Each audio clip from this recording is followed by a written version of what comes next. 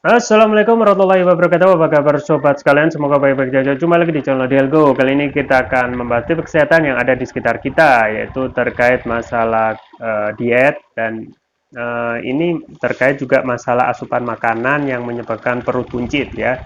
Ya sobat Dialgo sekalian ya, perut buncit memang masalah yang sering dialami oleh sebagian kita yang tentu saja asupan makanannya terlalu berlebihan dan juga yang menjadikan orang apa namanya tidak memperhatikan apa yang dimakannya gitu ya, entah itu mengandung kolesterol ataupun makanan sedari awalnya itu tidak banyak mengandung gizi ya.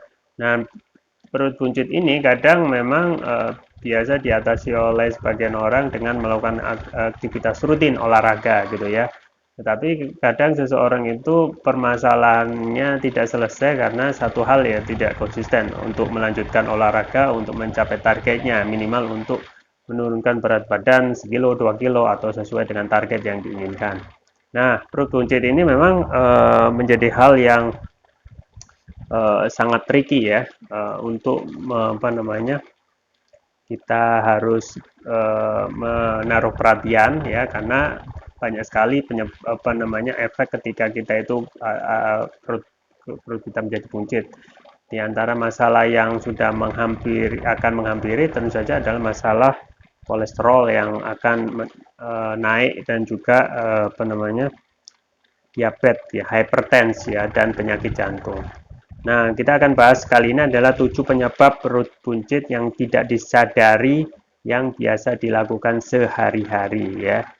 Nah, artinya kita itu melakukan hal ini itu sudah biasa, tetapi hal biasa itu adalah penyebab utama perut buncit yang biasa dialami sebagian besar orang ya.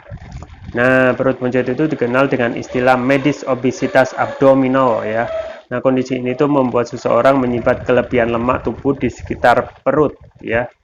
Nah, obesitas abdominal ini meningkatkan risiko beberapa masalah kesehatan ya, seperti diabetes tipe 2 ya, kemudian hipertensi dan penyakit jantung. Jadi permasalahan perut buncit itu tidak hanya biasa gitu ya, tidak kelihatan lucu ya, tetapi kalau kita tidak menyadari itu akan berefek jangka panjang yang juga akan menimbulkan komplikasi ya kalau kita tidak memperhatikan atau tidak berubah pola pikir untuk menjadi pola pikir hidup sehat.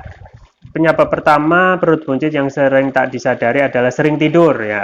Siapa yang sering tidur ya? Terlalu banyak tidur ini bisa meningkatkan risiko penambahan berat badan ya. Tetapi kalau kita hanya untuk ketika istirahat yang sekedarnya ya diperbolehkan ya.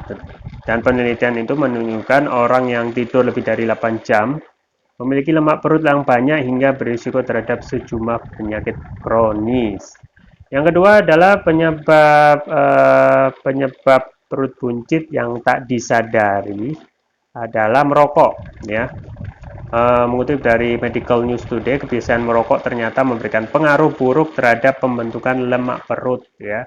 Studi menunjukkan orang dengan obesitas dan perokok memiliki lebih banyak lemak visceral dibandingkan mereka yang tidak merokok. Lemak visceral merupakan lemak yang tersembunyi di dalam tubuh ya. Jadi mulai sekarang ya, kalaupun masih berat untuk mengurangi rokok ataupun menghilangkan rokok, kita harus berusaha untuk menjauhi rokok untuk supaya tidak memperparah kondisi perut buncit. Yang ketiga adalah kurang minum ya. Kalau asupan air yang cukup berat yang cukup dapat mempercepat proses liposis ya. Liposis itu membakar lemak untuk energi. Nah, apa jadinya kalau kita itu kurang minum artinya tidak akan ada, kita akan kekurangan cairan. Nah, cairan itu yang akan membuat tubuh itu tidak bisa bekerja maksimal dalam menyebabkan lemak itu tambah menumpuk. Yang keempat adalah mengunyah makanan dengan cepat gitu ya.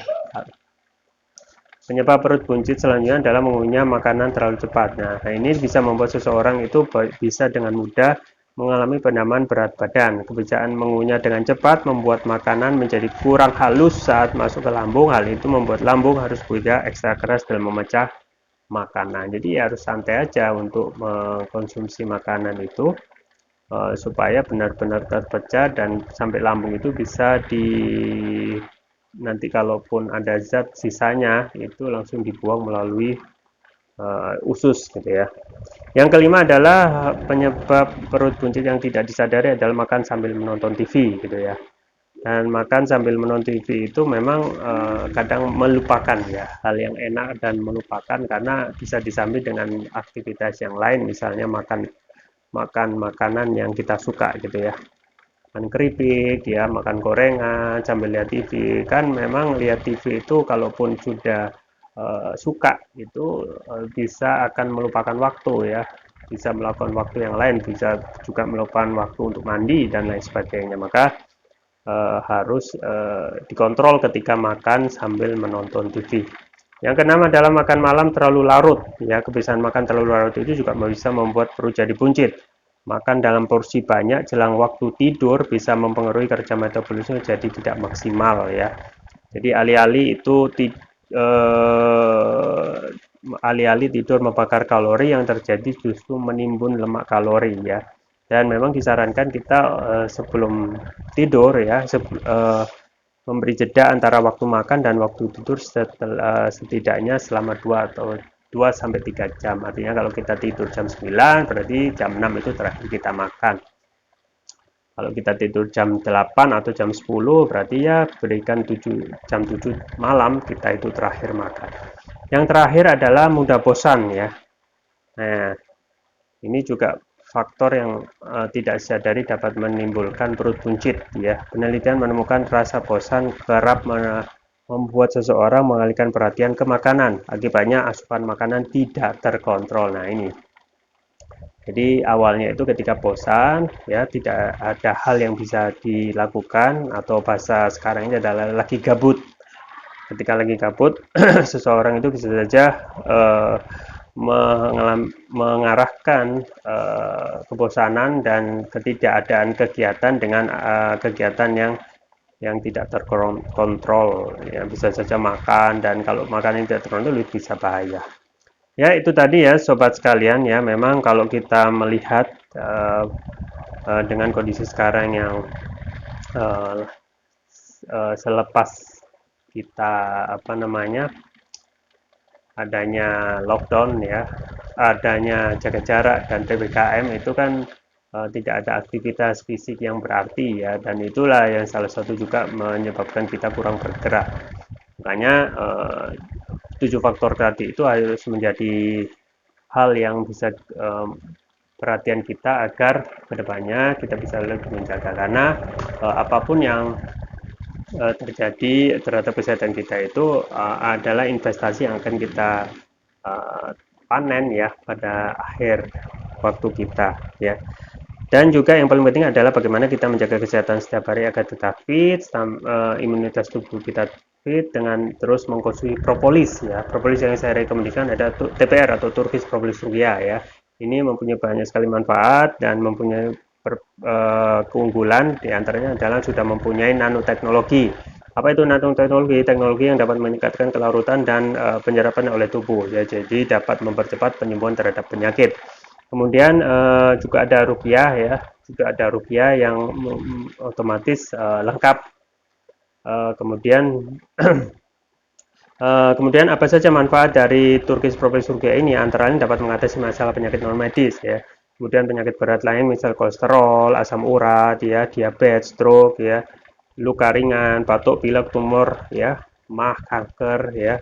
Kemudian juga ginjal, amandel, jantung ya, sinusitis, paru-paru, demam dan lain sebagainya. Dan ini memang produk sabu jagat dan sudah dikonsumsi, dan banyak sekali testimoni dan sudah banyak ribuan botol yang sudah dikonsumsi oleh konsumen dalam negeri maupun juga luar negeri ya, dan barang ini sudah sampai di USA ya, Oregon USA.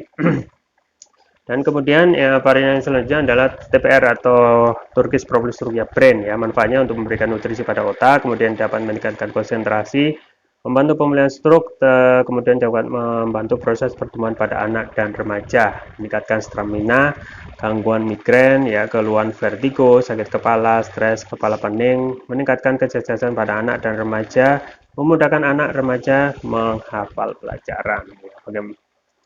Kemudian keunggulan dari TPR atau Turkish Public Surya antara lain sudah mendapatkan sertifikat halal dari MUI, sertifikat BPOM, dan sertifikat dari INEA International Nano Entrepreneur Association atau Asosiasi Pengusaha Nano Internasional.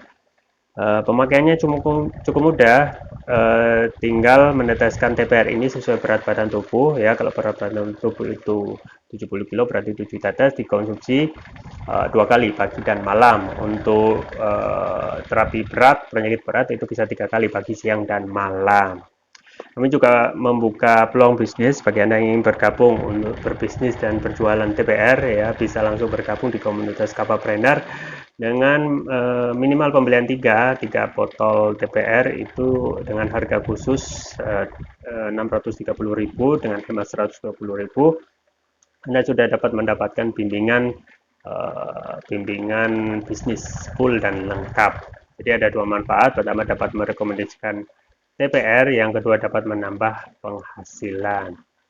Ya, jangan lupa untuk selalu menjaga kesehatan, stamina, dan imunitas tubuh dengan selalu mengkonsumsi Turkish Propolis Rupiah.